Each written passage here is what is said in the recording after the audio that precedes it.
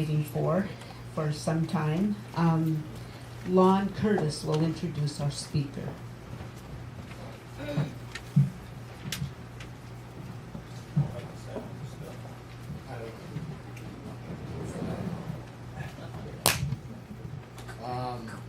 When I was asked to help put together I needed to get a sermon speaker. This man came to mind. He was somebody that I sought out when I was kind of in a spiritual quagmire in some really dark times, and didn't see light anywhere, didn't know where to go, and kept running into brick walls. And this man generously took me into his house. Even though I didn't have a job at the time, he said, well, you can pull some weeds in my backyard. And he invited me over, and the funny thing was, I said, why don't you just ask the questions and I'll answer. And then just before he started to ask the question, I immediately started talking. And I don't think he ever got to ask a question. But he was able to give me some information, and I was absolutely amazed with how gifted he is. And his name is Lench Archuletta. He's a Yaqui Indian and a traditional native healer from southern Arizona who has worked with individuals in small groups in the Sonoran Desert for more than 20 years. He collaborates with numerous medical doctors, health practitioners, therapists, and traditional healers as a counselor, consultant, advisor, and spiritual guide. Lynch's background also includes work with numerous Native American nations, as well as 15 years as an advisor with the Department of Defense on ethics and human rights, with an emphasis on Native American traditions and philosophies. He has worked as a counselor and a teacher for over 20 years and lectures throughout the United States. In the fall of 2000, Lynch represented Native American peoples before Pope John Paul II at the World Mission Conference at the Vatican in Rome, Italy.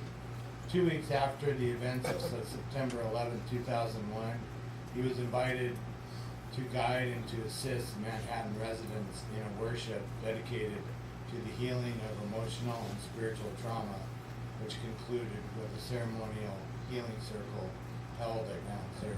And with that, I'd like to introduce Lench.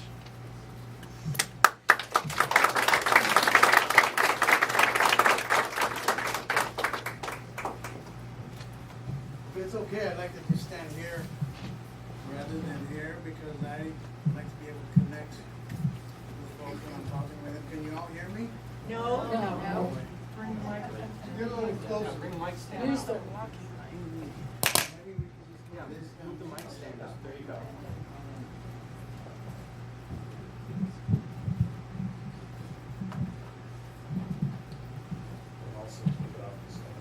Okay. All right, how's that? Is that better? Yes. Wow, I'm not used to talking to a machine.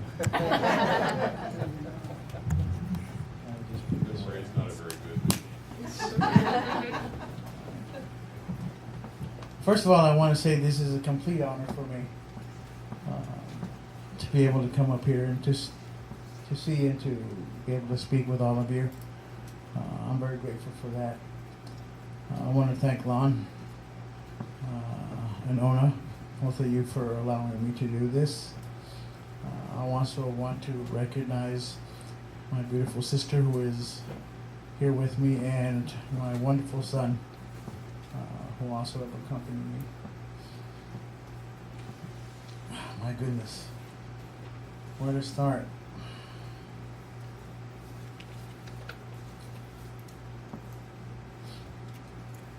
Well, try to imagine this.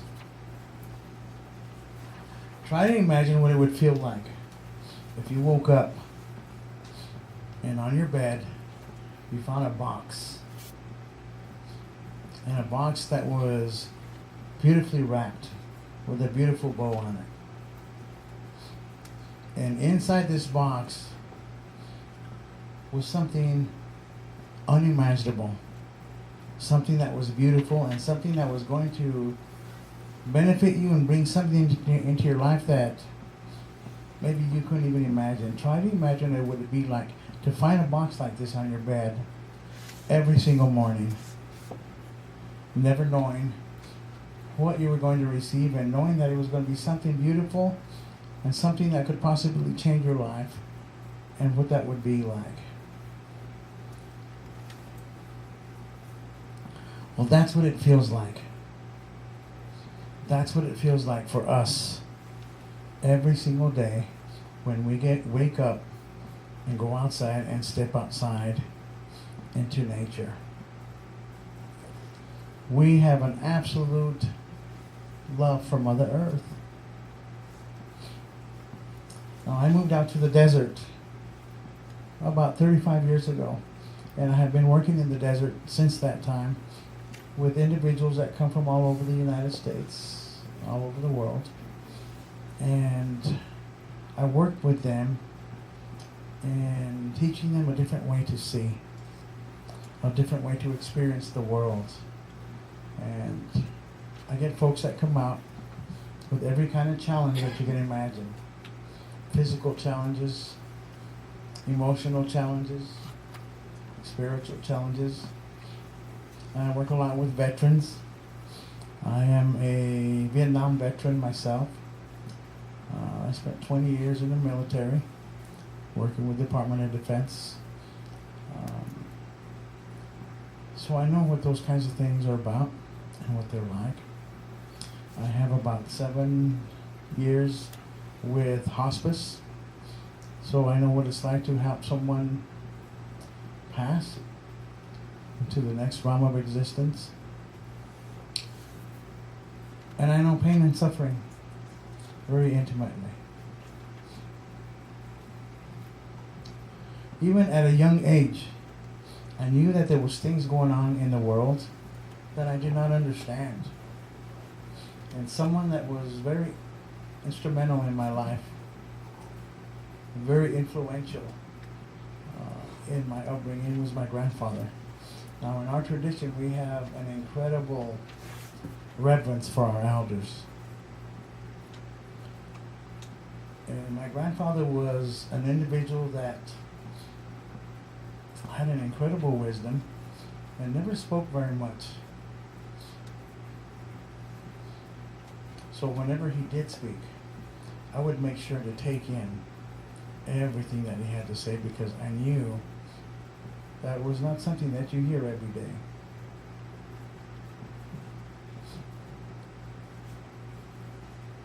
So when I was younger, even then I knew that there was a lot of conflict in the world. And one day I approached him and I said, "Grandfather, why is the world the way that it is? Why is there so much conflict? Why is there so much pain?" And he would just look at me, and this one particular day he said, "Walk with me." And so we went outside, and on the way out he grabs a jar, one of those old mason jars with the lid on it. And we walked outside, and he's outside, and he's looking around on the ground like he's looking for something. And suddenly he reaches down and he picks something up, and he puts it inside the jar, and he puts the lid on it, and he sets it down, and I'm looking inside this jar, and there appeared to be some kind of a bug in there. And I said, "Grandfather, what is that?" And he says, "It's a jumping flea." "What does it do?" "It jumps." I felt silly as soon as I asked it. But he motioned me to watch, and so I started to watch. And sure enough, inside this jar, this little flea starts jumping up and down, higher and higher, and higher and higher, until pretty soon it starts to hit its head on the lid of the jar. Tick, tick, tick, tick. I'm watching this and I'm amazed.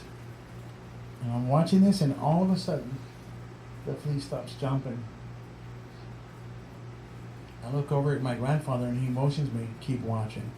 So I keep watching, and sure enough, the flea starts to jump again. And it starts to jump higher and higher and higher until it's jumping that high from the top of the jar. It's no longer hitting its head on the lid of the jar. Wow. Suddenly he gets up. He walks over to the jar. He picks it up. He takes the lid off of the jar. And he sets it back down. And what do you think happened next? It started to jump. It started to jump. And it jumped higher and higher and higher until it was jumping that high from the top of the jar. It didn't jump out of the jar. My grandfather says, that is what has happened to humanity. That is what has happened to the people on this planet. He said, we're all living inside of a jar with no lid on it. And we don't know how to get out. He says the irony of our existence is that we can see through the glass. We can see all this amazing beauty and all these amazing things all around us, but we don't know how to get out of the jar. And therein lies our situation.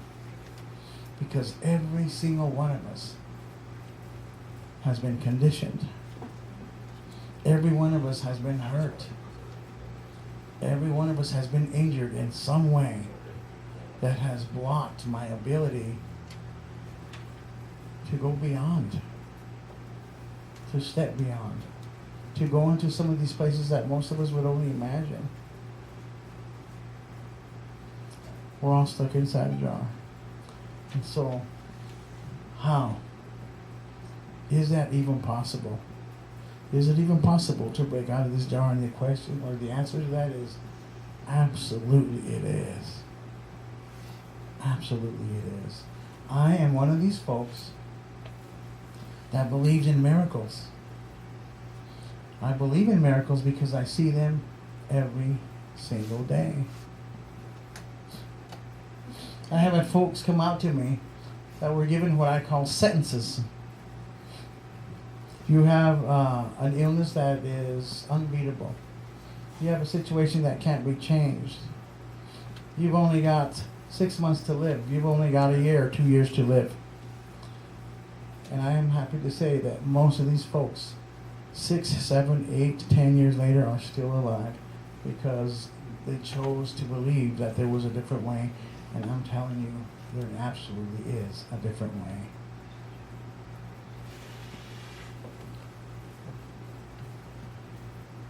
What's going on, grandfather?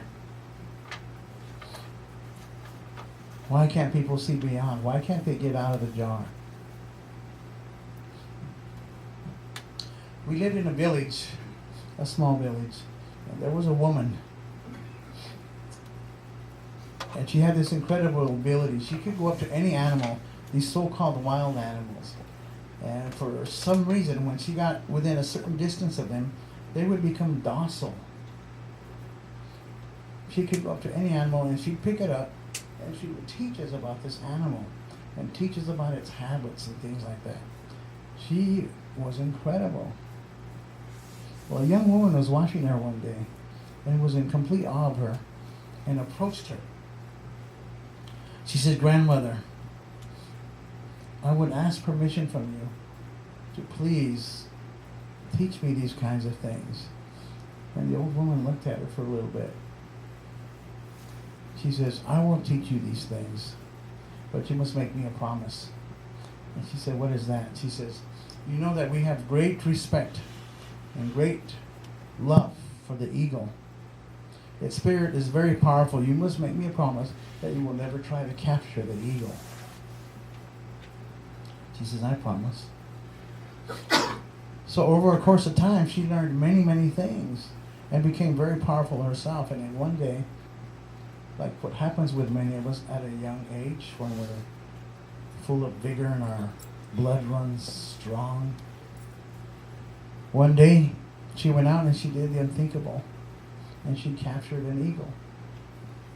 And she took it into her backyard. And in the center of that backyard, she puts a stake. And to that stake she attaches a 50-foot tether. And the other end of that tether she attaches to the eagle's leg. So the eagle was strapped in. And all it could do was walk around in a circle. And it walked around for days. That turned into weeks. That turned into months. That turned into a year. And almost 2 years before she was finally discovered. When they discovered what she did, they did to her the worst thing that can happen to an Indian. They banished her from the village. To be banished means no one can see you. So they went back there, and the old ones are standing there, and they're looking at this tethered eagle. And one of the old ones, one of the elders, he goes over and he picks that eagle up and he says to himself, who could do such a thing? And he's holding it in his arms, and he cuts the tether from its leg. And he throws it up into the air. And this eagle is flying around in a circle. And it's flying higher, and higher, and higher, and it's flying in the circle, and all of a sudden it just stops. And then it starts to fly lower, and lower, and lower, until it lands, and it comes back over to the circle where it was in.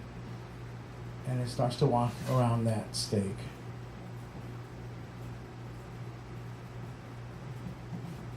And why did it do that? That's the same thing I said. That eagle was conditioned, and my grandfather says no. He said what has happened to that eagle is beyond conditioning. He says what has happened to that eagle is that its spirit has been broken. He said it no longer remembers that it is an eagle. Then we would go and sit on his favorite bench, and he would tell me, I want you to point out to me all of those eagles that have forgotten that they're eagles. He says, because we are all born eagles. And all you have to do is look around. All you have to do is look around and you see it.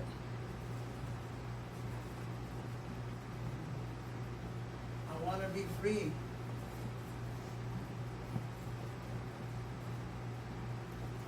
I want to be free. But I don't know how.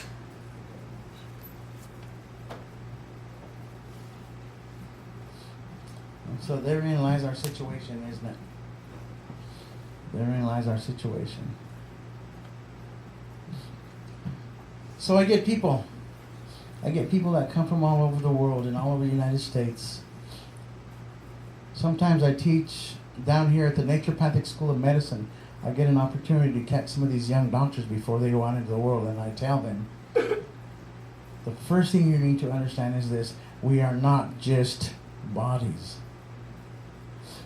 That we are spirits inside of bodies, and that we're connected to an incredible force. And that is what you're going to try to need to reach when you go out and work with someone. So I take people into the desert. I take them into the desert.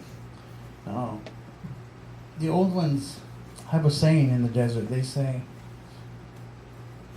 the light of the desert will heat you up to your own brilliance, and no shadow can hide there. So the first thing that happens when I take people out into the desert is I break them down. I break them down because we're stuck in the way that we see things, in the way we see ourselves. And most of us don't know. We don't realize our own brilliance. We don't realize how powerful and magical that we really are. And sometimes you got to go back to square one. Now, I find it interesting that when you read on any text, you will find that all the sages and teachers and mystics and medicine men and medicine women And people like Jesus and Moses and Gandhi and Muhammad, they all came to the desert. Well, why did they come to the desert? Well, they could have gone to the beach.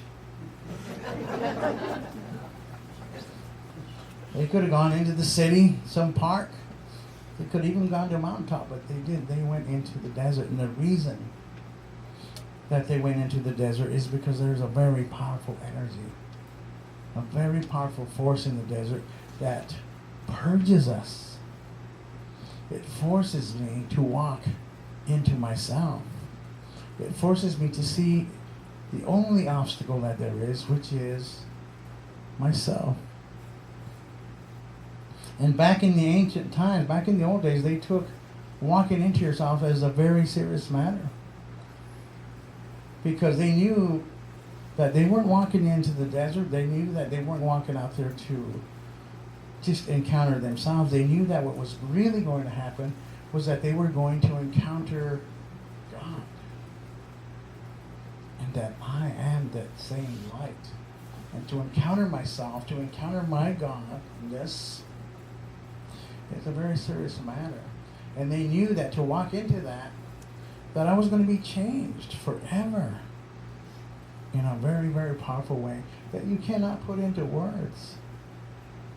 And so they took these things very seriously. And that's why miracles happen. Because sometimes, even if it's just for an instant, I can get out of my own way long enough to encounter that part of myself. It is an incredible experience to witness when that happens. So I can tell you,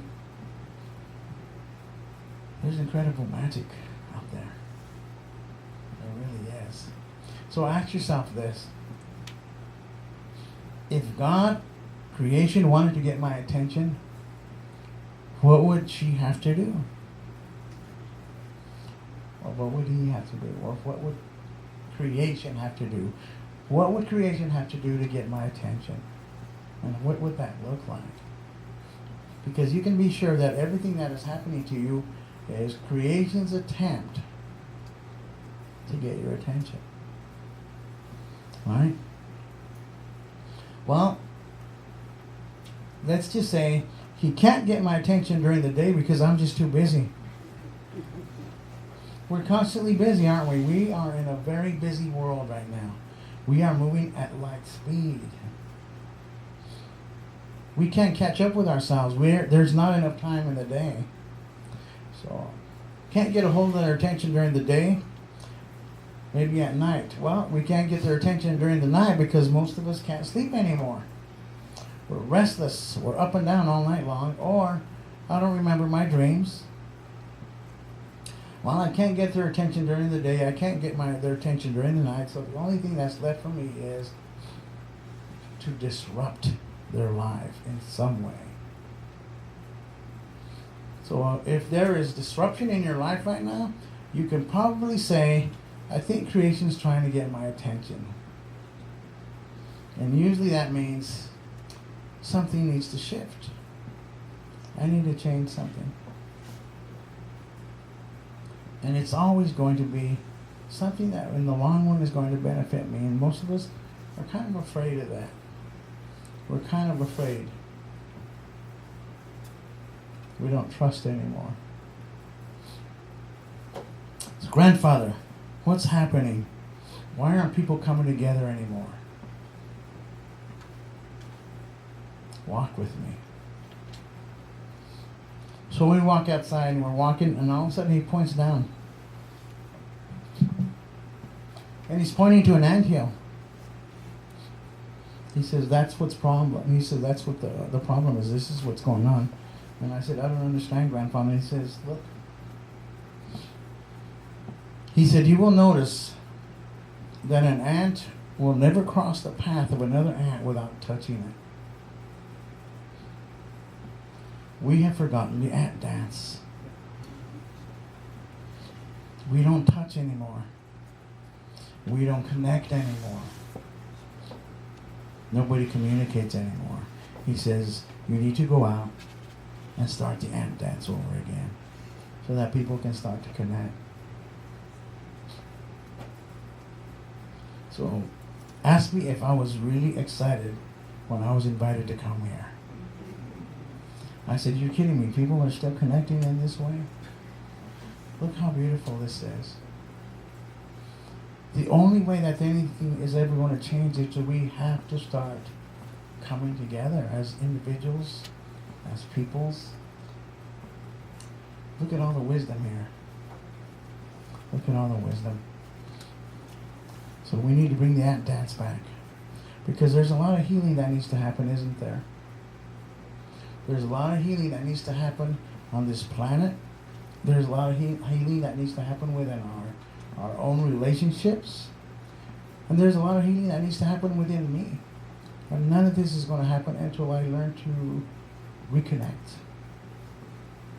I've got to open that part of me up again. I've got to be able to see other than with my own eyes. We have a saying in our tradition that says, close your eyes so that you can see. Because the eyes are the seat of judgment.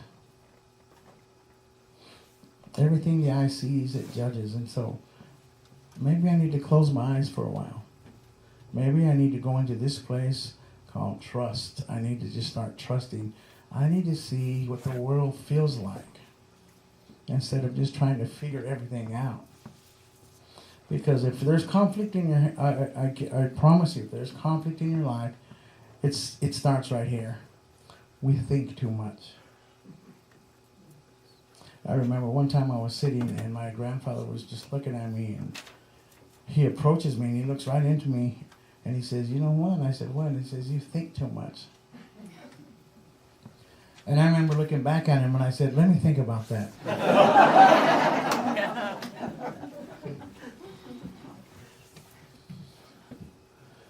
And we need to learn how to play more. We're way too serious for ourselves, aren't we? So, I have actually given workshops and classes for Department of Defense on showing people how to have fun. Because we are just way too serious. And we have forgotten how to play. So, there's something going on, isn't there? Everybody knows it. Everyone feels it. Something is happening on our planet, and everybody knows it. It's one of those things you can't really put your finger on it, right? But you know something's happening, and that's because there is something happening. And what's happening is very simple and very profound in the same breath. What's happening is the energy of the world is literally and really for real changing from what we call the energy of the mind to the energy of the heart. We call this the thinking place, the place of words, and we call this the place of trust, the place of no words. It's where love happens. And so one of the things that's happening is we're having, energetically, the vibration of the earth is shifting to a place where more love is happening. And love is a place that you cannot put into words. You can only experience that place. And so what's happening is people are feeling more, and we don't have the words.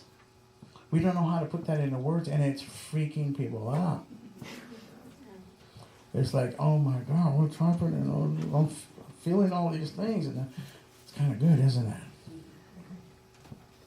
And so one of the things I was told is this: no stone will be left uncovered. Or everyone is going to feel it. So what's turning into a very frightening experience is actually an invitation to surrender. Right? We're going to have to trust more. And we're going to have to experience more. And we're going to have to start connecting more. Or it's going to be one heck of a ride. We're saying the river now is flowing very fast. There are those that will try to hold on to the edge. They will try to hold on to the banks. And they will suffer greatly. Because what we must do is push ourselves off into the center of the river and let it carry us. And see where that river goes. And you must turn and see who is there with you and celebrate.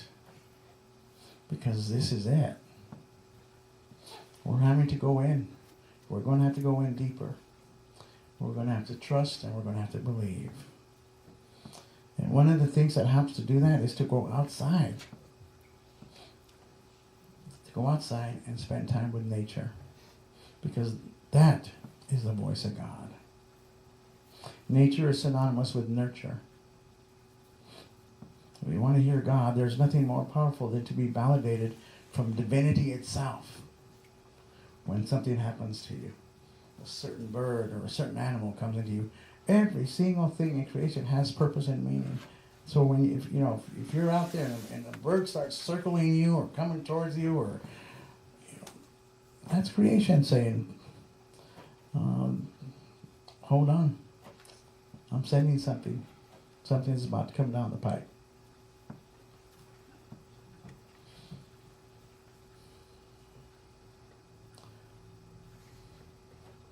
Anybody want to ask anything? Yes. Will you tell us about your feather? Thank you for asking. This is a condor feather. And one of our prophecies says we're getting very near the time when the eagle and the condor will come together. The eagle is called the bird of the mind. The condor is called the bird of the heart. And they say heart and mind will become as one. And finally, and for the first time, both will begin to become in balance. And when that happens, we will usher in a new existence. We call it the time of the rainbow warriors. And it's going to be an incredible experience because for the first time, mind and heart will finally be in coincidence, will be in balance. Because I guarantee you, if there's any kind of conflict that you're experiencing right now, it's because your mind and your heart are in conflict.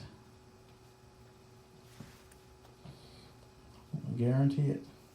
So if I can learn how to balance those two things, or know how to step back from the mind a little bit, because we have a tendency to overthink things, don't we? We just think too darn much. So when people come out to the desert, I say the first rule is this: don't talk.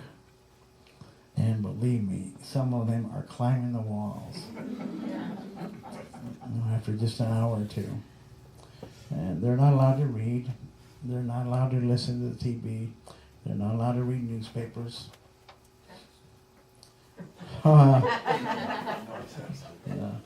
Nothing mechanical. Nothing mechanical. So that already is a whole new experience for some folks.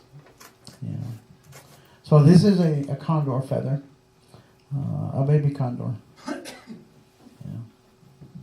Thank you for asking. See this blue right here? This is showing the balance of mind and heart, because blue is the color of mind, right? Thank you. Yes, ma'am. So is that two feathers in one? Well, there's actually more than, there's about three or four feathers in here. But this is, blue is balancing the mind. This is, gray is the color of age, sage, wisdom, right? I heard you talking about the directions this morning. I think, wow, how cool is that? Because the directions are very powerful teachers. And north is the color of mind, or is the direction of mind. And one of the things that's happening is that it's balancing more with south, which is the playful side. Masculine and feminine are becoming more balanced. And a lot of us are having to become more familiar with those kinds of things. And it's for interesting times, to say the least. So there's actually several little feathers in here to show what balance is about. I'd be interested in knowing what it's been like for your son to have to go between two worlds in a sense. Did he go to public schools or what? For the first few years of his life, he was homeschooled. He just recently started going to a public school, and that has been quite an experience for him. He is living in Baltimore right now with his mother, and that's been quite a shift for him. So he comes here to get himself balanced. When he gets a little bit too much city, he comes here but he has incredible abilities. He knows how to communicate and talk with the plants and the animals. But sometimes when he comes back from the city, he tells me it's getting more and more difficult. It's getting more challenging because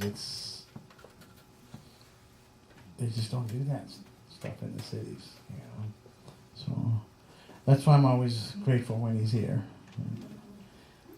He's quite a wonderful, wonderful young man. Very proud of him. Thank you. But is that about right, Eli? Thank you very much. Very interesting. Thank you very much.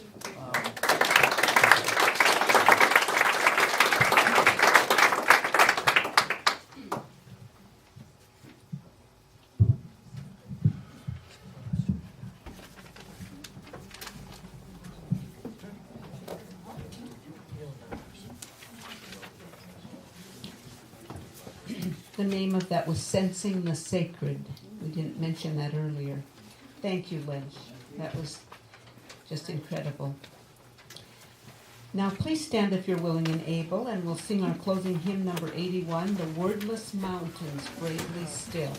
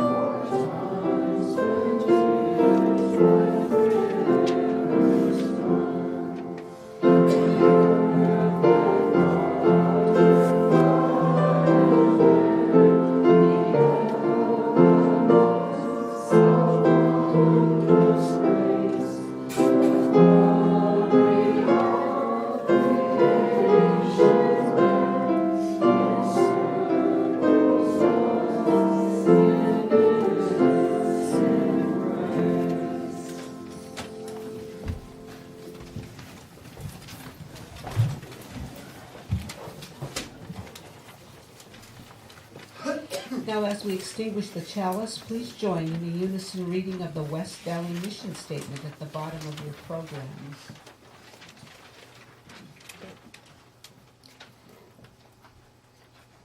We agree to provide a safe place to celebrate diversity, draw inspiration for our lives, foster social and environmental justice, and compassionately support each other in our spiritual searches. Lon has some closing words for the service.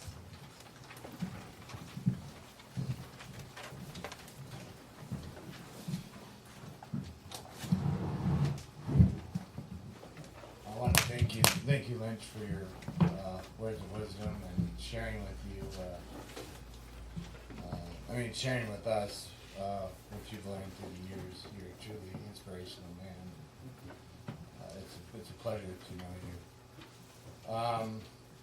I found my way when the topic came up on Native Americans. I immediately kind of cringed because there's such diversity in every tribe.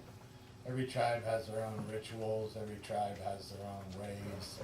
There's a commonality between them all that you can kind of foster and find, but it doesn't give any one nation or tribe. It doesn't give it its due piece.